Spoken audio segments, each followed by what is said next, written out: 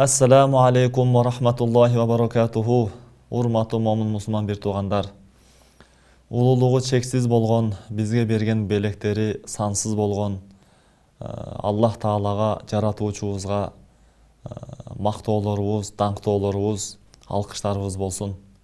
Ошол улуу жаратуучубуздун акыркы пайгамбары бизге жөнөткөн, белек кылып берген, ааламдарга мээримдүүлүк болуп түшкөн сүйүктүү пайгамбарыбыз Мухаммад Мустафа саллаллаху алейхи вассаламга, үй бүлөсүнө, сахабаларына, табииндерге, алым олияларга, мазхаб башчыларыбызга баардыгыбыз Аллах Тааланын саламы, салават, жакшылыгы болгон болсун.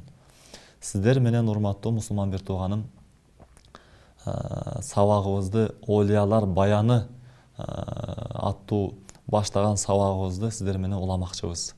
Бүгүн бул сабакта сиздер менен Увайс аль-Корани, мурунку сабакта Жафар Садик рахимахуллах туурасында өткөнбүз. Ал эми бул сабакта бул китептин тартиби менен экинчи ошол Алланын сүйүктүү бендеси Олия Увайс аль-Корани рахимахуллах жөнүндө сөз кылабыз. Урматтуу момун мусулман бир туугандар, бул Увайс аль-Корани рахимахуллах хува усвату табиин. Табииндердин эң мындайча ээрчиген, булардын сап башына турган адам болуп эсептелет дейт. Ва кидватул арбаин, жана 40 кудватул арбаин, 40тыктардын башчысы дейт. Аль-маусуфу бил ирфан, жана Аллах Тааланы толук ариф, таануу менен сыпатталган адам болгон. Аль-махсусу бима қалаху саллаллаху алейхи вассалам, пайгамбарыбыз саллаллаху алейхи вассаламдын хадистеринде айтылган экен. Албетте бул китепте айтылган кээ бир хадистер туурасында сөз болушу мүмкүн, а бирок бул китепте келгендиктен биз айтып деп кое беребиз. Албетте бул бир адамдын ошол өмүр баянына тиешелүү болгондугу үчүн келген хадистерди алсыз болсо дагы, же кээ бир хадистерде андан дагы башка сөздөр бар болсо дагы кээ бирлерин айтып кете беребиз бул сабакта. Бул туурасында пайгамбарыбыз саллаллаху алейхи вассаламдын сөзү бар деп айткан экен. Фаридуддин аль-Аттар деген бул китептин ээси. Инни ла аджиду нафасар рахман. Караңыздар, мен Аллах Тааланын мээримдүүлүгүнүн, ырайымдуулугунун, боорукердигинин, шамалынын, мындай жагымдуу шамалынын желин мен Йемен тараптан мен жыттап атамын деп пайгамбарыбыздын сөзү бар экен. Башка хадисте дагы пайгамбар айткан деп бул китепте келиптир. Увайс аль-Корани хайрут табиин, табииндердин эң жакшысы Увайс аль-Корани деген сөздөр, маалыматтар жазылыптыр бул китепте. Ошондой эле пайгамбарыбыз саллаллаху алейхи вассалам Йемен тарапка карап жанагы сөзүндө айткан экен: мен Йемен тарапына Аллах Тааланын рахматынын белгилерин, издерин мен жыттап жатам. Ошол издеринин, белгилеринин, шамалын, мелүүн, жытын мен жыттап жатам деп айткан экен. Жана дагы пайгамбарыбыз саллаллаху алейхи вассаламдан ошол хадис айтылган экен: мен үммөтүмдөн дейт, кыямат кайым күнү ушундай бир адамдар чыгат деген экен. Алар Робия жана Музар уруусунун койлорунун, караңыздар, ошол койлорунун түгүнчөлүк адамдарга, түгүнүн санынчалык адамдарга шафаат кыла турган үммөтүмдө адамдар бар деп айткан экен. Сахаба радиаллаху анхумдар: о Аллахнын элчиси, ал ким деп сураганда пайгамбарыбыз айтыптыр: абдун мин ибадилла, Аллах Тааланын бенделеринен болгон бир бенде деп айтыптыр. Анын аты ким дегенде пайгамбарыбыз айтыптыр: Увайс дептир.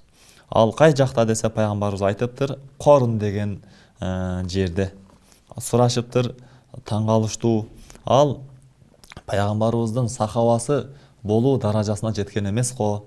Пайгамбарыбыздын сахаба болуу буга мүмкүнчүлүгү буга берилген эмес го. Ошондой болсо да ушунчалык бийик даражага жетишти деп таң калышыптыр. Пайгамбарыбыз айтыптыр: манааху амрони, эки иш аны мага келүүдөн, мага сахаба болуудан тыйды, тосуп турат дептир. Ал-аввал галабатул хал, биринчиси абалдын басымдуу болуп кетүүсү. Мындай айтканда, абалы ушунчалык абалы чыдабастан абалы галип болуп, басымдуу болуп жеңип турат дептир. Экинчиси таъзиму шар, шариятты урматтап сыйлоосу ошо мага келип сахаба болуудан тосуп турат деп айткан экен. Себеби анын алсыз момун аялы бар дейт. Көзү көрбөй калган, кол буттары иштебей калган дейт. Ал күндүзү акчага төө кайтарып акча табат. Ал эми ошол тапкан акчасын өзүнө жана апасына сарптап, апасынын кызматында жүрүп, апасын таштап кете албастан жана пайгамбарыбыз саллаллаху алейхи вассаламдын алдына мен кантип барам деп өзүн ылайыксыз сезип, ушунчалык пайгамбарга болгон сүйүү урмат сыйынан дагы келе албай калган экен, урматтуу мусулман бир туугандар.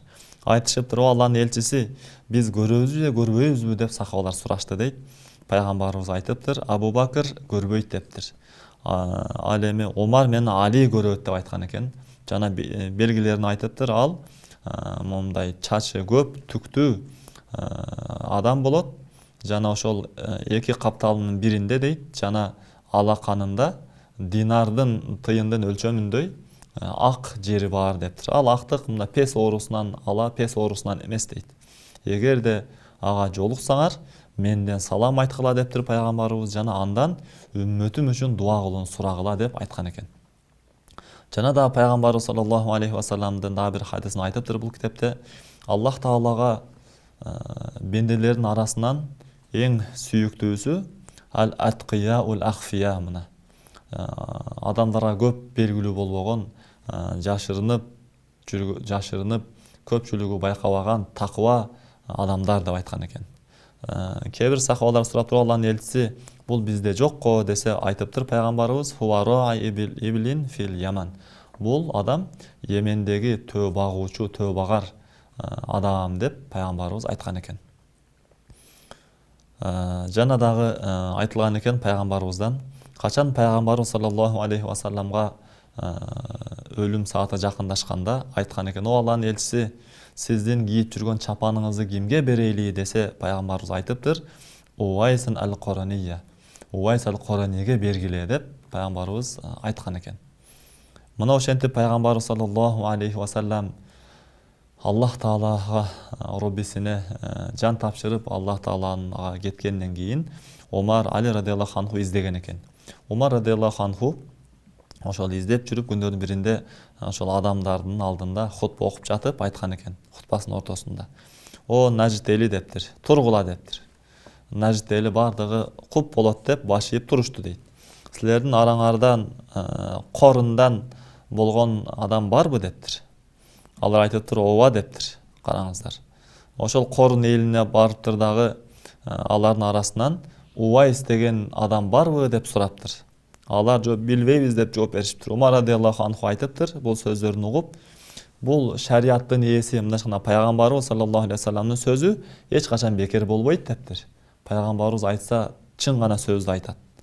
Кээ бирлер айтыптыр, о момундардын амири дейт Умар радиаллаху анхуга, сиз ал талап кылганга, издегенге арзыбаган адам ал дептир. Жана адамдардын бири Умар радиаллаху анхуга. Себеби ал мәжнунун вахши, ал бул акмак, тентек, жинди адам, вахши мындайча адамдардан качып жүргөн, өзүнчө талааларда жүрө берген адам деп айтыптыр. Айтыптыр Умар радиаллаху анху, силерден андан башкасын сурабайм, ошол мага керек деп айтып, кай жакта деп сураптыр. Алар ошол Орона деген вадийде деп жооп беришиптир.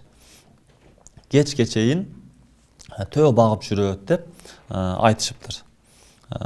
Биз качан ошол төө багып келсе, биз ал адамга ошол төө баккан акчасын кечинде берип коебуз, ал мына ошентип жашоо кечирет дептир.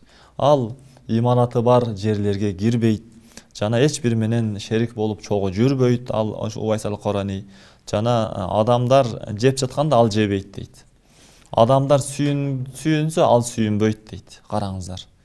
Адамдар күлүп жатса ал ыйлайт дейт, адамдар ыйласа ал тескерисинче күлөт дейт. Караңыз. Увайс ал-Куранийни өзүн ошол адам, муну көргөн тааныган адамдар сыпаттап жатат. Умар радиаллаху анху айтыптыр, мага ошол адамды мага тааныштыргыла, алып баргыла, учураштыргыла дептир. Мен барайын дептир.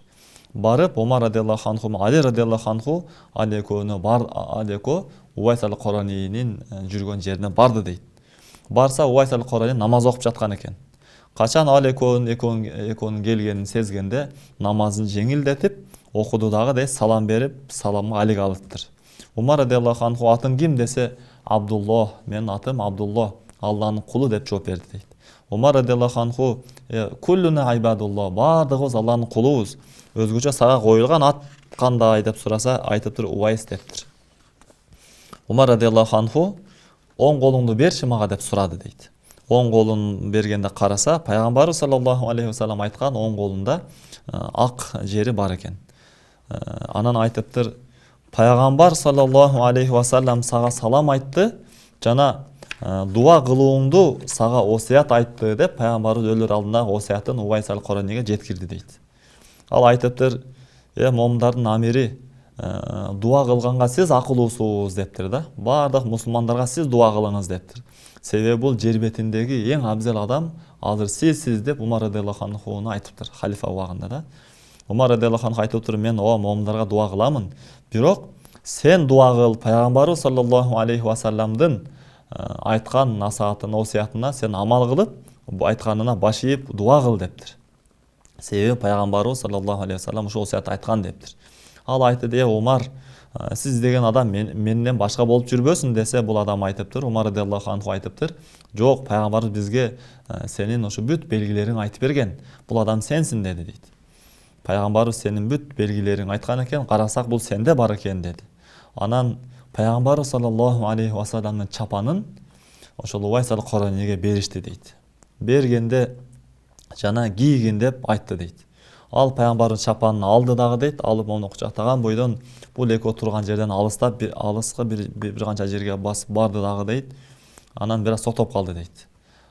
Кай жака барды экен деп бул экөө Умар менен Али радиаллаху анхума бул экөө барса, ал ушунчалык жерге сажда кылган абалда ошол чапанды кийип, жерге сажда кылган абалда аябай катуу Алла таала шүгүр айтып, саждада жатты дейт. Анан айтыптыр: Я илахи, о Роббим деп саждада туруп Аллах таалага дуа кылды дейт Увайс аль-Курани. Сенин сүйүктүүң Мухаммад саллаллаху алейхи вассалам бул ишти мага калтырып кетиптир дейт. Жана дуа кылганга мага осият калтырыптыр.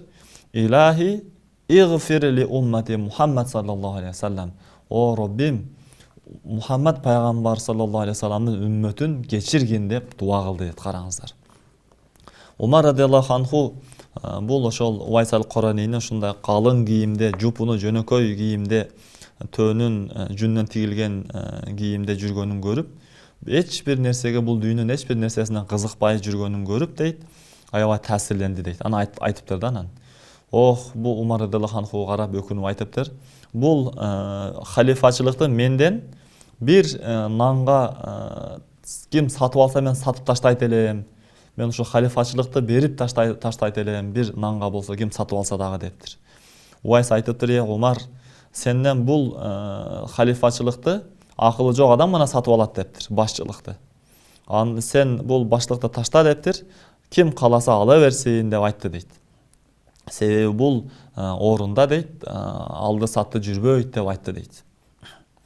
Бирок ошол жерде турган Умар радиаллаху анхунун жолдошту шериктеринин бири айтыптыр: Амир аль-Муъминин, ол момундардын амири, бул ишти сиз Сыддыктан сиз өткөрүп алгансыз дептир. Абу-Бакр Сыддык радиаллаху анхудан сиз аманат кылып өткөрүп алгансыз. Эгерде буну сиз таштап кое турган болсоңуз, мусулмандар чачылып жок болуп кетет дептир. Сиздин адилеттүүлүгүңүз, аябай сонсуз айткан экен, сиздин бир аз убакыт кылган адилеттүүлүгүңүз сизден башка адамдын өмүр бою кылган ибадатынан да жакшыраак деп аябай сонун кеңешин айткан экен, караңыздар. Кийин Фарук айтты дейт. Увайс, Умар радиаллаху анху айтты: Увайс дептир, неге пайгамбарыбыз саллаллаху алейхи вассаламга келбедиң деп сурады дейт. Увайс аль-Курани айтыптыр: силер пайгамбарыбызды саллаллаху алейхи вассалам көргөнсүңөрбү дептир. Пайгамбарыбыздын кашы бири-бирине уланган, туташкан болчубу же андай эмес болчубу дептир да. Анан бул сахабалар ошентип сахабалардан сурагандан кийин айтыптыр: силер пайгамбарыбыздын жүзүнө, пайгамбарыбыздан сүрдөнүп, пайгамбарыбызды урматтап, сыйлап, ушунчалык сүйгөндүктөн жүзүнө тике силер карай алган эмессиңер деп айтыптыр да бул Увайс аль-Курани. Аны кашынын ортосу жабышканбы, жабышкан эмеспи, аны силер билбейсиңер дептир. Кийин ал экөөнү айтыптыр: силер Мухаммад пайгамбарды саллаллаху алейхи вассалам сүйөсүңөрбү дептир. Эгерде силер сүйө турган болсоңор, пайгамбарыбыз саллаллаху алейхи вассаламдын тиши сынган, ошол пайгамбарыбызга окшоюн деп сүйгөндүгүңөрдөн тишиңерди сындырдыңарбы дептир. Караңыздар. Ушунчалык катуу пайгамбарыбызды сүйгөн экен да. Ал эми мен болсо дептир, пайгамбарыбыз пайгамбарымдын тиши сынган экен деп, мен дагы тишими сындырганмын дептир. Пайгамбарга окшоюн дептир. Караңыздар. Албетте түшүнүшүбүз керек. Бул деген мааниси тишибизди сындырышыбыз зарыл деген сөз эмес. Албетте бул ошол ким ушунчалык деңгээлде сүйүүсү ашкан адам ошондой иштерге кээде барат экен да. Умар радиаллаху анху мага дуа кыл деп айтты дейт Увайс ал-Куранийни. Умар дептир Увайс ал-Кураний рахимахулла, мен бардык намазда о Роббим, момун эркек жана аялдарды кечириң деп дуа кылам дептир. Эгерде сенин өмүрүңдүн бүтүүсү жакшы болсо, ушул дуам сага жетет дептир. Момун абалда өмүрүң бүтө турган болсо, жакшылыгым жетет. Ал эми эгерде андай болбосо, сенин өмүрүңдүн бүтүүсү момун абалда болбосо, анда менин убактымды көп алба деп айткан экен. Кийин Умар радиаллаху анху айтыптыр: Увайс, сен бир насаатыңа айт десе, айтыптыр: Атарифуллаха таала, Аллах тааланы тааныйсыңбы деп сурады дейт. Умар радиаллаху анху ооба десе айтыптыр: Фалаулам тариф мааху гайраху лакана хайран. Аллах тааланы таанысаң, андан башкасын тааныбаганың сага жакшы дептир да. Караңыздар. Сен Аллах тааланы гана жакшы таанып, ошо менен мамиле кыл, андан башкасын таанып, Аллах тааладан башкага ооп кетпе деп айтыптыр. Мааниси. Жана дагы айтыптыр, Аллах субханаху дагы айт дегенде айтыптыр: Аллах тааланы билесиңби дептир. Аллах таала сага илим бергенби дептир. Ооба десе, Аллах таала өзүнөн башка илимди сага бербесе, ошол сага жакшы дептир да. Караңыз. Аллах таалага болгон, Аллах таала туурасында болгон илимиңе амал кыл, андан башка нерсенин илимин билип алып, мааниси Аллах тааладан сен алысташып, Алладан жүз буруп кетпегениң жакшы деп айтыптыр да. Кийин ал экөөнү бара бериңиздер деп айтыптыр. Себеби кыямат жакын. Иншалла ошол кыямат кайым күнү биз жолугабыз деп тур. Караңыздар. Ошол кыямат кайым күнү биз жолугабыз, андан кийин кыямат кайымдан кийин биз ал жакта биз ажырабайбыз бир жолуккандан кийин дептир. Ал эми мен азыр болсо ошол кыямат кайымдын азыгын топтоо менен мен алекмин. Ал эми сиздер болсо бара бериңиздер деп жөнөттү дейт. Караңыздар. Ахлу Корн, ушул окуя болгондон кийин ушул Корн деген жердин эли Увайстын бул жөнөкөй адам эмес турбайбы деп даражасын билип калганда, Увайс ал-Кураний болсо Куфага көчүп кетти дейт. Бул жерде адамдар мени билип калды деп, адамдар мен деп дуа кыл, башка нерсе кыл деп келип, адамдар мени адаштырып койбосун деген ой менен Куфага көчүп кетти дейт. Ошол Куфага көчкөндөн кийин Харим ибн Хайян деген адам гана аны көрдү дейт. Харим ибн Хайян айтыптыр: мен дейт, бул алым. Увайс ал-Куранин жөнүндө уктум дейт. Дуасы кабыл болот экен, шафаат кылат экен деп уктум дагы, мен аны издеп жөнөдүм дейт. Ушунчалык катуу сагынып, аны жакшы көрүп мен издедим. Куфага кирип, аны сураштырып издеп жүрдүм дейт. Мен акыры барып олтуруп, Фурат дарыясынын, Фураттын ошо жээгинде таптым дейт. Урматтуу мусулман, Эфраттын жээгинен таптым дейт. Ал дара талып жаткан экен дейт. Мен аны ошол айтылган белгилеринен билдим дейт Увайс ал-Куранийни. Ага бардым дагы, ага салам бердим. Ал мага жообумду кайтарды дагы, мага карап айтты дейт. Мага караганда мен барып колунан өбүүнү кааласам, ал колун тартып алып өптүрбөй кой дейт. Мен ага айттым дейт. Увайс, Аллах сизди кечирсин, абалыңыз кандай дептир. Деп сураса эле ушунчалык, караңыздар, жүрөгү жумшактыктан ыйлады дейт. Мен аны көрүп, мен да аябай катуу ыйладым дейт. Караңыздар, ушунча жүрөгү жумшак адамдар жолугушуп жатат да. Аны айтыптыр: эй Харим ибн Хайян, ким мени сага айтты дептир. Сен кантип таап алдың мени дептир да. Десе айттым дейт: эй Увайс, мени атымды жана атамдын атын каяктан билдиң деп сурадым дейт. Себеби айтпай туруп эле Харим, Хайяннын баласы эй Харим деп эле дароо сурап койду дейт да. Десе айтыптыр: Наббаан ял алимул хабир, бардыгын билген кабардар болгон зат мага билдирип койду сенин атыңы жана атаңдын атын дептир. Жана менин рухума сенин рухуңду тааныштырып койду дептир. Себеби момундардын арбактардын ортосунда таанышуу болот деп айтыптыр. Харим айтыптыр: пайгамбарыбыз саллаллаху алейхи ва салламдан уккан мага хадисин айтып берчи десе айтыптыр: Мен пайгамбарыбыз менен бирге жүргөн эмесмин, сахаба эмесмин, бирок пайгамбарыбыздын хадисин башка бирөөлөрдөн мен уктум дептир. Бирок мен сага дептир, мына фатва берүү жана ушундай тазкир, эскертме берүү эшигин мен өзүм ачпаймын дептир. Анан айтыптыр, менин бул нерседен дагы мени алек кылып койгон чоң иш бар дептир. Факульту дейт, мен сизден Курандын аятын окуп берүүңүздү суранамын деп Харим ибн Хайян Уайс ал-Куранинен сурады дейт. Мен колуман кармады дагы мынтип айтты дейт. Аузу биллахи минаш шайтанир раджим деп туруп аябай катуу ыйлады дейт, караңыздар. Аузу биллахи минаш шайтанир раджим деп окуп туруп ушунчалык катуу боздоп, катуу сыктап ыйлады дейт. Кийин айтты дейт. Могу аятты окуп тур. Якуллаху таала ва ма халактул джинна вал инса илля лиябудун. Мен дейт Аллах Таала жин менен инсанды өзүмө ибадат кылсын деп жараткамын дейт. Жана бул аятты окуп тур. Ва ма халакна самавати вал арда ва ма байнахума лаибин. Аллах Таала айтат Куранда, асмандар менен жерди биз ойноп жараткан жокпуз дейт. Ойногондуктан ойноп эле жаратып койгон жокпуз. Ма халакнахума илля бил хак. Асмандар менен жерди акыйкат менен гана жараттык. Валакин актарухум ла я'ламун. Бирок көпчүлүк адамдар билбейт дейт. Инна яумал фасл миqaduhum ajma'in. Яумал фасл, кыямат кайым күнү бардыгы топтолуп чогула турган күн дейт. Яума ла югни маулан ам маулан шай'a. Ал күнү эч бир кожоюн өзүнүн кол астындагыларга эч ким пайда бербей калат. Вала хум юнсарун. Аларга жардам дагы берилбейт. Илля мар рахималлах.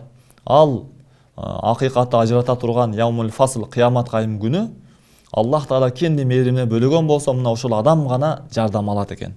Иннаху хуал азизур рахим. Чындыгын ал Аллах Таала ал-азиз, ыззаттуу, улуу зат, ар-рахим, аябай кечиримдүү, боорукер, мээримдүү зат деген аятты окуду дейт. Кийин ушул аятты мен колум карма окуду дагы ушунчалык катуу, мынашканда өкүрүп, ушунчалык катуу бакырып өкүрүп алды дейт. Ал акылы чыгып, акылы кетип калдыбы же кандай болду, мен абалын билбей калдым дейт Харим ибн Хайян. Кийин айтты дейт, Харим ибн Хайян, меге эмне үчүн келдиң дептир. Мен айттым дейт Уайс ал-Куранин рахимахуллахка. Сиз менен бир аз ынак болуп, сиз менен жүрүп, бир аз рахат алып эс алайын деп келдим дептир. Ол Уайс ал-Куранин айтыптыр, Аллах Тааланы тааныган адам, Аллах Тааланы таанып, Аллах Таала менен ынак болуп, Алла менен эс алып жүргөн адам кантип Алладан башкасы менен эс алып ынак болсун деп айтты дейт, караңыздар. Анан мага осият айтыңыз деп Харим ибн Хайян сураптыр.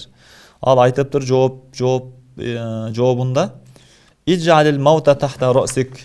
Өлүмдү башыңдын дайыма алдында жүрөт деп билгин дептир. Ва айнда росик, башыңдын жанында жүрөт деп билгин. Андан кийин мен жашайм деген, өмүрүм узун болуп жашайм дегенди күтпө дептир, караңыздар. Мындайча айтканда учурчактан сен пайдаланып кал деп айтыптыр. Вала танзур иля сигори замб. Күнөөнүн кичинекей экендигине карабагын дептир насаатында. Валакин унзур иля кабири иля кибри асяниллахи таала, караңыз. Кибри асяниллахи таала. Аллах Таалага тоңмоюнду күнөө кылуунун чоңдугуна сен карагын дептир, караңыз.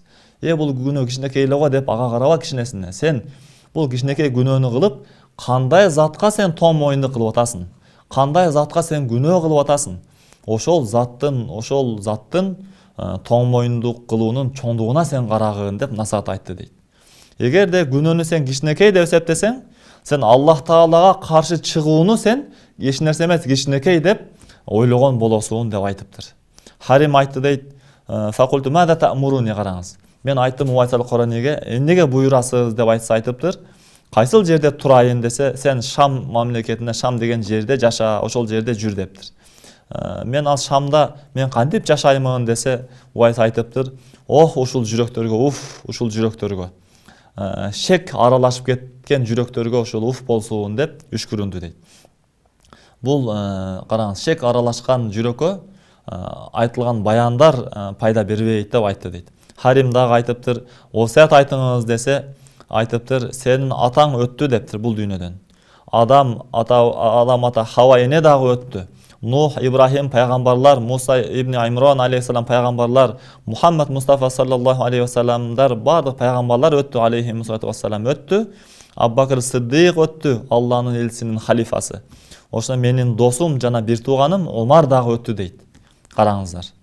Ох Умар, ох Умар, ох Умар деп айтты дейді. Мен айттым дейді, қараңыздар. Алла сізді райымын алып мейіріміне бөлөсүн. Умар өлгөн жок го деп айттым дейді. Себеби сиз айткандардын бардыгы ошол өтүп кеткен адамдар, пайгамбарлар болсун ки бардыгы адамдар, ал эми Умар өлө элек го десе бул айтыптыр. Аллах Таала мага илхам кылды. Умар радиаллаху анху өлдү деп мен билдим, Алладан илхамы менен деп айтыптыр, караңыздар. Кийин айткан экен, Харим дептир, Увайс ал-Карани рахимахулла. Мен дагы сен дагы өлөбүз. Пайгамбарыбыз саллаллаху алейхи ва саллям кийин салават айтты дагы дейт. Бул сөздөрүнөн кийин анан жеңил дуа кылды дейт. Ана айтыптыр, менин сага берген осуятым дептир, шариаттын жолун бекем карма дептир. Жана жакшы адамдардын, таквалардын жолун бекем карма. Эч качан бир аз дагы убакыт Аллах Тааланы эстөөдөн капилетте калба. Бардык абалда зикир кылып жүр, эстеп жүр дептир. Эгерде коомуңа барсаң дептир, насаат айтып атат, сен аларга насаатыңды аябагын, насаат айт жана баянды айтып бер дептир. Караңыздар, насаатыңды, насихатыңды адамдардан, Алланын махлуктарын адамдардан үзбөгүн дептир. Жана башчыларга баш ийүүдөн бир кадам дагы кечишпегин дептир. Башчыларга баш ийгин дептир, караңыздар. Себеби башчыларга каршы чыгып ушундай кыла турган болсоң, адилеттүү башчыларга анда сен ыйманың чыгып кетет деп айтыптыр. Караңыздар. Ошондой эле сен билбеген абалда сен дозокко түшүп каласың. Адилеттүү жакшы башчыларга баш ийип жүргүн деп айтты дейт. Кийин айтыптыр, Харим ибн Хайян дептир, бул жолугушуудан кийин сен мени көрбөйсүң, мен дагы сени көрбөймүн дептир. Эч качан дуаңда унутпагын мени дептир. Кийин мага коштошту дейт. Кийин айтыптыр, эми кете берем, мен дагы кетейин деп айтты дейт. Ошентип, мындай айтканда, ошолдон кийин биз ажырап ошол кеттик тарап дейт. Ал ыйлады, мен дагы аябай ыйладым, кийин кетти дейт. Ошентип мен анын артынан карап калдым, ал тоого чыгып, тоодон ашып кетти дейт. Ошол окуядан кийин дейт, Харим ибн Хайян айтып атат, ошол окуядан мен анын абалын билбедим дейт. Мага бул дагы ошо Харим ибн Хайян айтыптыр, пайгамбарыбыздан айткан хадистеринин көпчүлүгү Умар радиаллаху анхудан уккан хадистер экен деп айтыптыр, караңыздар. Анан Ар-Робия деген алым айтыптыр, мен Увайс ал-Каранини, ошол Увайс рахимахуллахту мен издеп жөнөдүм дейт. Мен издеп барып, багымдат намазында таптым дейт, мечиттен. Качан ошол намаздан бошоп, эми сүйлөшөйүн десем дейт, караңыз, ал багымдаттан кийин вирд деп айтылат, өзүнүн тапшырмаларын, Куран, зикирлерден болгон тапшырмаларын аткарып баштады дейт. Кийин караңыздар, духа намазын окуду дейт. Андан кийин бешимге чейин ошол жерде ибадат менен алек болду дейт. Кийин бешимди окуду, бешимден кийин асырга чейин ибадат менен алек болду дейт. Кийин шамга чейин ибадат менен алек болду. Мына ошентип 3 күн алек болду дейт. Намаздан намазга чейин ибадат менен алек болду дейт. Ошол күндөрү дейт, караңыздар, ол Увайс ал-Карани уктаган дагы жок, жеген дагы жок, эч нерсе кылган жок дейт. 4-түнчү түнү дейт, бул ошол бул Увайс ал-Карани рахимахуллахту бул алыстан күзөтүп турган экен да. 4-түнчү түнү бир аз үргүлөп кетти дейт. Бир аз көзү илинип кетти. Анан өзүнө келди дагы дейт. Анан момтип Аллах Таалага дуа кылды дейт. Ва кала Аллахумма инни а'удhu бика минал айнил касиратин навми деп дуа кылды дейт. О Аллахым, мен сенден көп уктаган көздөн сактооңду сураймын деп дуа кылды дейт, караңыздар.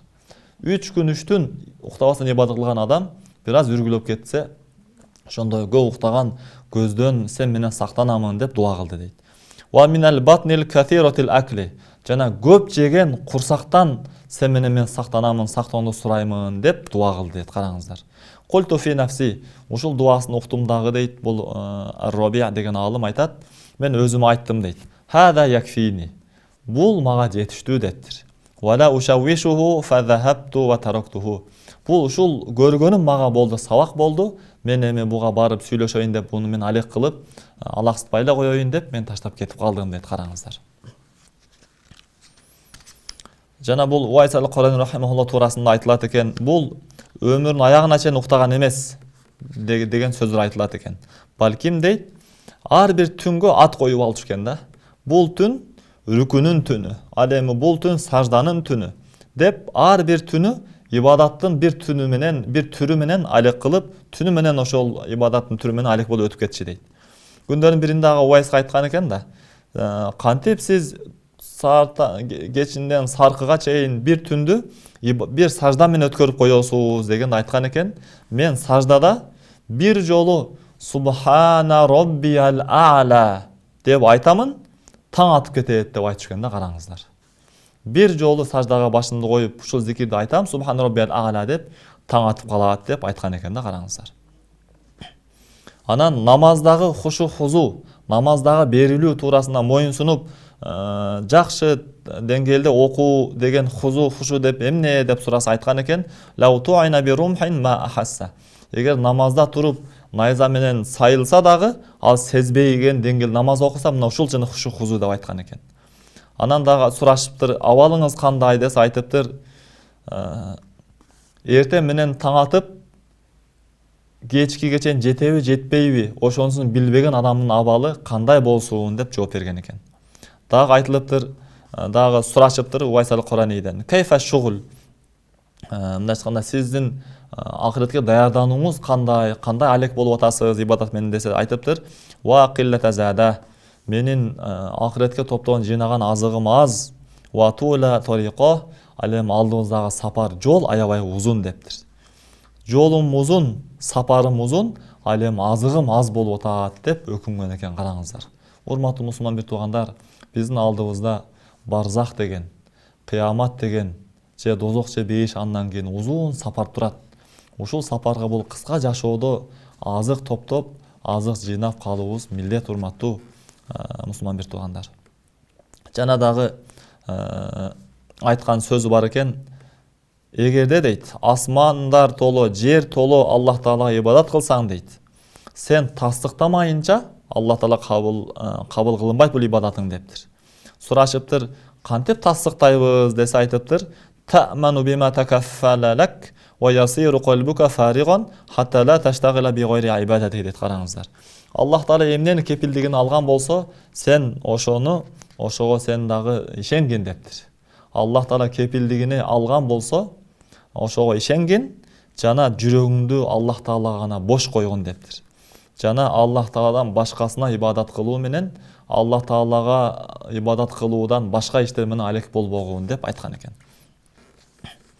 Ошондой эле айткан сөзү бар экен, ким үч нерсени сүйсө, дозок, жаханнам ага мойнунда күнөө тамырынан дагы жакын болот деп айткан экен. Биринчиси ат-таамал лази. Даамдуу, сонун аябай даамы жакшы болгон тамактарды көп кайра жей берүүнү жакшы көрсө дейт. Вал малабиса нафиса, аябай кымбат баалуу, коз, сонун жарашыктуу, жакшы кыскасы кымбат баалуу кийимдерди кийүүнү дайыма жакшы көрө берсе, вал мажалисата вал мужаласата маал агния, байлар менен бирге олтурууну жакшы көрсө, жүрөгүнөн сүйсө, мындай айтканда ушулар деп эле ибадатты таштап кое турган болсо дейт, урматтуу мусулман бир туугандар, бул адамга дозок жакын деп бул айткан насаат учкай сөздөрүнөн экен Уайс ал-Каранинин. Албетте жакшы тамакты жөө бул күнөө эмес. Жакшы тамак жеп, шүгүр айтып Аллах Таалага адал жол менен жеп, таап жеп, шүгүр айтып ибадатка кылсаңыз бул жакшы. Ошондой эле жарашыктуу жакшы кийим кийгениңиз бул деле жакшы, арам эмес. Ал эми мына байлар менен бирге олтуруу дейт. Кээде ошол байлар менен, бийлер менен адам олтуруп калат. Эмне максатта олтурат? Алардын суроолоруна жооп берүү үчүн, аларга диний бир пайдаларды айтуу үчүн, аларга дагы пайда жеткирет, сизге дагы пайда жеткирип сооп болот. Ал эми бул жерден максат бүт дүйнөнү гана сүйүп, максаты тамак жесе болду. Даамдуу тамак, ширин даамдуу тамак жесе болду. Коз кийим жасалгаланып эле жүрсө болду. Байлар менен бака шака болуп жүрсө эле болду. Эч бир же намазы, же ибадаты, же бир зикири, Куран, же бир жакшылык кылайын деген ою жок болуп жүрсө, анан ошол мааниде бул Уайс ал-Каранинин маанисин түшүнсөк биз болот. Уайс рахимахуллах айтылды дейт. Сиздин кошунаңыз болгон бир адам бар. Ал 30 жылдан бери кабыр мүрзө казып, ошондой эле өзүнө кепинин дагы тигип алган, даярдап алган дейт. Кепинин дагы оронуп алып, ошол кабырдын четинде олтурат деп айтышты дейт. Күнү түнү эч бир уктабастан ошол кепинин кийип алып, кабырдын чекесинде карап олтурат дептир. Увайс аль-Карани айтыптыр, мен ошого алып баргылачы дептир. Көрүп айткан экен, караса денеси ошол арыктап, жүзү саргарып, көздөрү ыйлаган абалда көрдү дейт жанакы адамды. Айтыптыр жанакы адамга, Аллах Тааладан сени кабыр тосуп коюптур дептир, караңыздар. Сен Аллах Тааладан сени кабырды ойлой берип, Аллах Тааланы унутуп калыпсың дептир. Ошол сөзүн угуп, жанакы адамдын жүрөгү нурданды дейт. Увайс рахмахуллахтын берекесинен. Аябай катуу кыйкырды дагы дейт. Ошол жерде акыйкат ачылып кетти дейт. Ошол жерде жаны чыгып, ошо кабырга коюлду дейт. Бул адамдын Аллах Таала менен бул адамдын ортосунда кабыр жана кепин тосук болуп турган дейт да, караңыздар. Ал эми бул албетте бул окуялар аябай бийик деңгээлдеги окуялар. Буларды ошол айткан адам жана ошол уккан адам гана түшүнө турган улуу окуялар. Биз мындайча айтканда Аллах субханаху ва тааланы каалап гана биз Аллахтын ыраазычылыгы үчүн гана биз ибадатты биз бекемдешибиз керек албетте. Дагы бир ошол окуялардын айтылыптыр. 3 күндөн бери бир дагы тамак жебеди дейт Увайс аль-Карани рахимахуллах. 4-чү күнү үйүнөн чыкты дейт. Жолдо бир жерде жаткан алтын тыйынды көрдү дейт. Балким бул бир адамдык окшойт деп албады, анан жүз буруп кетти. Кийин ошол чөптөрдөн болгон бир-эки чөптү жеп баштады дейт. Ошол убакытта бир үзүм нан тиштеп кой келди дейт. Тиштери менен. Анан кой келип ошол нанды алдына коюптур да. Ал айтыптыр Увайс аль-Карани, бул кой ошол нанды башка бирөөнүн нанынан уурдап, ошо алып келген окшойт деп тийишпеди дейт. Ал нанга колун сунбады дейт. Аллах субханаху ва таала жана койду сүйлөттүрүп айтыптыр. Увайс, кой сүйлөптүр да, Аллах тааланын албетте кудурети менен. Увайс, сен кимдин кулу болсоң, мен дагы ошол заттын кулумун дептир. Неге сен Аллах Тааланын ошол мени себепчи кылып берген Алланын рызкысын сен албайсың дептир. Ошондо колун сунуп, эми ошол нанды алганда дейт, колунда ошол нан бар, нан колуна түштү дейт, а бирок жанакы кой жок болуп кетти дейт. Бул да Увайс рахимахуллахтын ошол кереметтеринен. Увайс рахимахуллахтын учкай сөздөрүн окуп берели, урматтуу жамаат. Ман арафаллаха ла яхфа алейхи шей. Ким Аллах Тааланы чындап жакшы тааныса, ага эч бир нерсе эмне жашыруун болбой калат деп айткан экен. Себеби асылды тааныган адамга будактарды таануу оңой эле болуп калат деп айткан экен. Ошондой эле айтыптыр, саламаттык бул жалгыздыкта деп айткан экен. Обочолонууда дейт. Мааниси себеби адам жалгыз калганда көбүнчө жүрөгүндө Аллах Тааланы эстөө болот экен да, урматтуу мусулман бир туугандар. Ал эми жалгыз калуу дегенди аябай сонун түшүндүргөн экен, караңыздар. Кээ бир адамдар дейт, жалгыз каламын деп өзү жалгыз жүрө берет, а бирок жүрөгү болсо байлык, бийлик менен адамдар менен бирге жүрөт дейт. Бул жалгыз калуу максат эмес дейт, караңыздар. Жалгыз калуу бул жүрөктү Аллахтан башка баардык нерседен бошотуу дейт.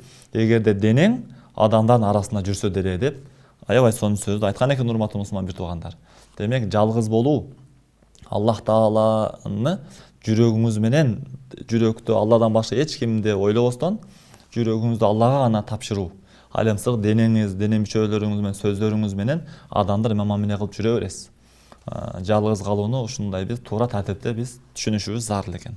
Албетте бул деңгээлге жетүү үчүн адам денеси менен деле адамдардын обочолонуп, кээде бир жалгыз калып жүргөн абзел болуп эсептелет. Хольва деп айтылат бул илимде.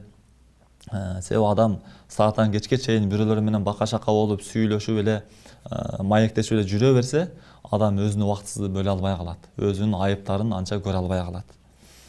Албетте бул сөз аалымдар менен, олиялар менен, жакшы адамдар менен бирге жүрүүдөн сырткары. Жакшы адамдар менен бирге жүрүү, жалгыз жүргөнгө караганда жакшы дейт. Ал эми жамандар менен бирге жүрүү, ал эми жалгыз калуу, жаман адамдар менен бирге жүрүүгө караганда жакшыраак деп айтылат китептерде. Жана дагы айткан сөздөрү бар экен. Алейка би калбика, сен жүрөгүңдү бекем карма дептир, караңыз. Жүрөгүңө өтө катуу көңүл бөлгүн, сен жүрөгүңдүн эшигин Аллах Тааладан башкага ачпагын деп айткан экен. Жүрөгүңдү Аллах Таалага гана бошоткун, Алладан башка бирөөсү кирем десе, жүрөгүнүн эшигин дароо бекем жаап койгун деп айтыптыр. Жана да сөзү бар экен, мен дептир Уайс аль-Курани бийик жогору болууну кааладым, кичипейүүлүктөн таптым дейт. Жогору болууну, бийик болууну, урмат сыйлуу болууну кичипейүүлүктөн таптым. Башчы болууну мен адамдарга насаат айтуудан таптым дейт. Ошондой эле урматсы атак даңкты мен кедейликтен таптым дейт. Мындай айтканда жүрөгү эч кимге муктаж болбоодон таптым дейт. Ал эми мен сүннөттү издеп такыбачылыктан таптым дейт. Шарапаттуулукту мен каниеттүүлүктөн таптым.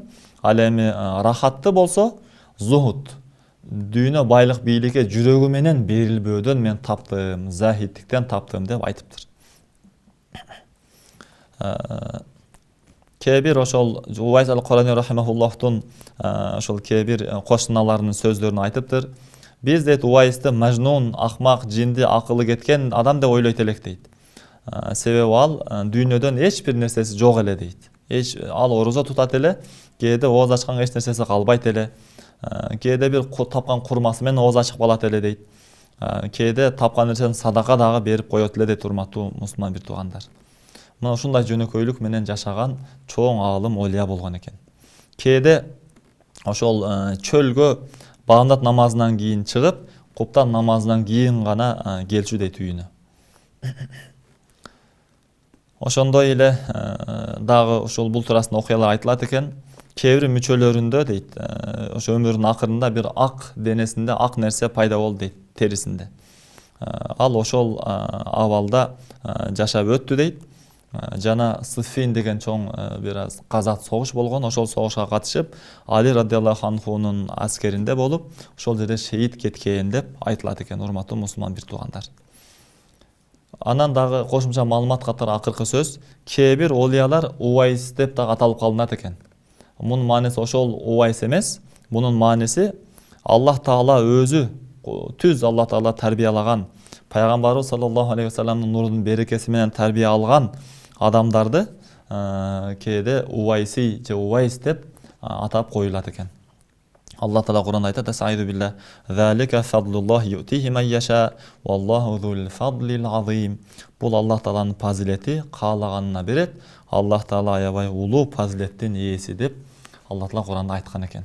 Аллах Таала бардыгыбызды ушундай бир улуу олиянын насааттарына баш ийип, булардын жолун жолдоп, дүйнөнү жүрөгүбүзгө киргизбестен, бирок жакшы, бул жашоодо да жакшы жашап, ибадат менен жашап, эки дүйнө бактылуу болгон Аллах Тааланын сүйүктүү бенделеринен болуусун Аллахтан сурап калган абалда коштошобуз сиздер менен.